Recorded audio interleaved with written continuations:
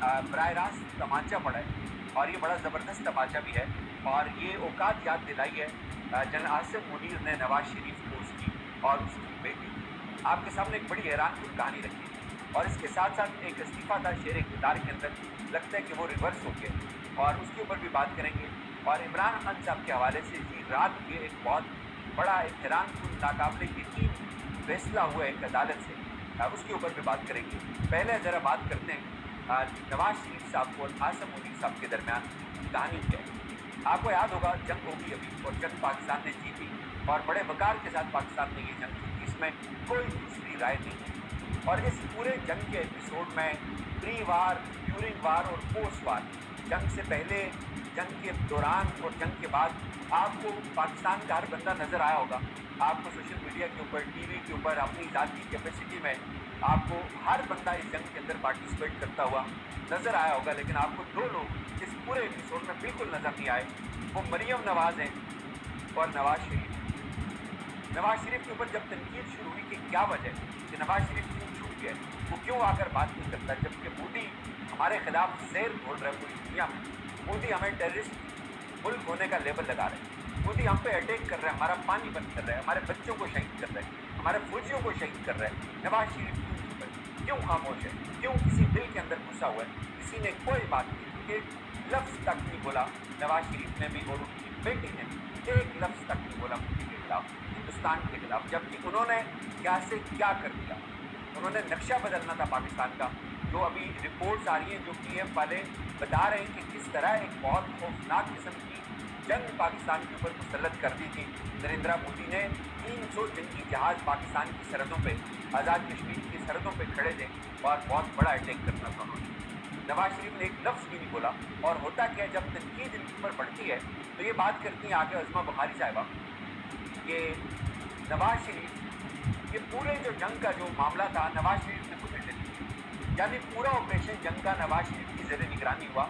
अज़मा बुखारी आकर ये दावा करती। उसके बाद एक और खलबली मच गई कि भाई नवाज शरीफ एक आप पार्लियामेंट का फार्म 47 का मेंबर है, वो किस हैसियत में आकर ये बात कर सकता है, या वो किस हैसियत में आकर जंग या जंग का पूरा नक्शा डिज़ाइन कर सकता है। फौजियों को तो तब चढ़ गई जब उन फौजियों ने ये बात सुनी कि भाई ये कौन होते हैं ये बात कहने वाले, या तुम कौन होते हो ये बात कहने वाले कि नवाज शरीफ ने ये जंग लड़ी।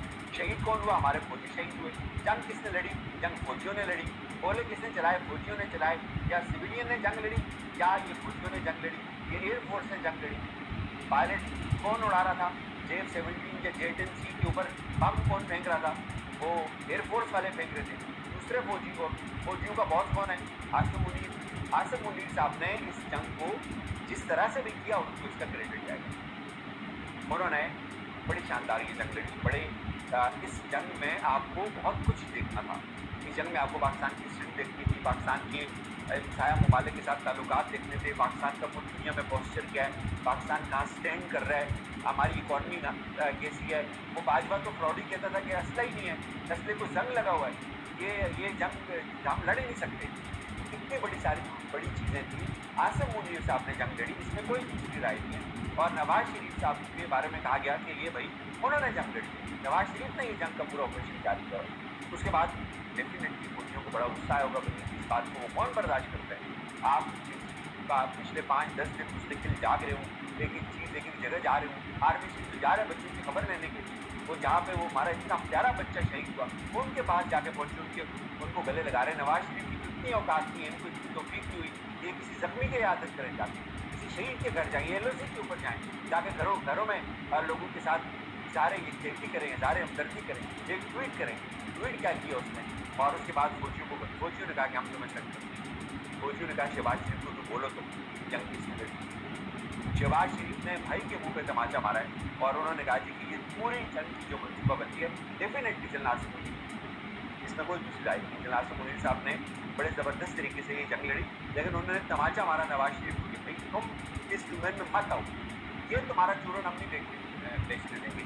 और मैंने आपको कहा था कि देखिए कि मोदी के खिलाफ एक लफ्ज़ भी नहीं बोल सकती है मरियम, और आप इसको इमरान खान के खिलाफ बुलवाएंगे तो ये 4-5 घंटे बोलती थी। आज भी उन्होंने वहाँ पे ज़ेर उगला, लेकिन एक लफ्ज़ भी नहीं बोला मोदी के खिलाफ। हमारे कई मासूम शहरी शहीद हुए, हमारे फौजी शहीद हुए, मेरे गाँव का फौजी शहीद हुआ, गोला पड़ा तो उसके टांगे और हाथ कट गए, वो जिंदा था, उसने कहा यार मैंने पाकिस्तान की खातिर टांगे और बाजू कटवा दिए, जो बच्ची हुई जिंदगी है ये भी पाकिस्तान पे कुर्बान, और अगले कुछ घंटों के अंदर वो शहीद हो गया। ये बात कर रहे हैं जब शहबाज शरीफ ने कहा जी कि पूरी जंग की planning army chief Syed Asim Munir ने की, और उन्होंने कहा कि नीलम जेल अगर तबाह होता तो हमने हिंदुस्तान के सारे जेल तबाह करने थे, हमें बिल्कुल इसकी यकीन है वो कर लेते, फौजी इस लेवल पे आ गए थे।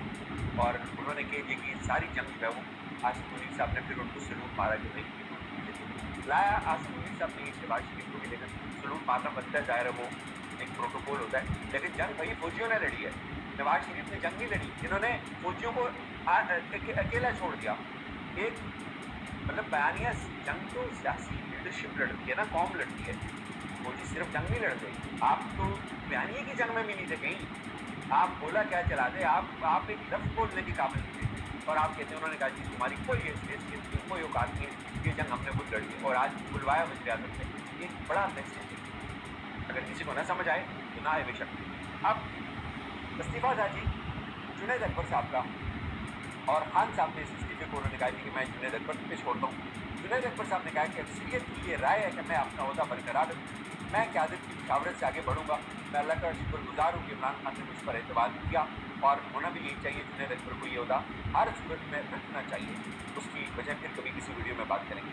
फैसल खर फैसल अब्बास हमारे दोस्त हैं, हाई कोर्ट को रिपोर्ट करके उन्होंने एक ट्वीट किया, वो कहते हैं कि हैरान कुन सूरत है, इमरान खान और बुशरा बीबी के 190 मिलियन पाउंड सजा मुअत्तली के केस में वकील सलमान सफदर हैं, और लाहौर हाई कोर्ट में इमरान खान की 9 मई की 8 मुकदमात में भी वकील सलमान सफदर साहब हैं। अब वारदात ये डाली जा रही है कि 8 मई को लाहौर हाई कोर्ट में और इस्लामाबाद हाई कोर्ट में दोनों मुकदमात समाअत के लिए मुकर्रर कर दिए हैं, और सलमान सफदर साहब लाहौर हाई कोर्ट 9 मई के केसेस में गए और इस्लामाबाद हाई कोर्ट में पेश नहीं हो सके।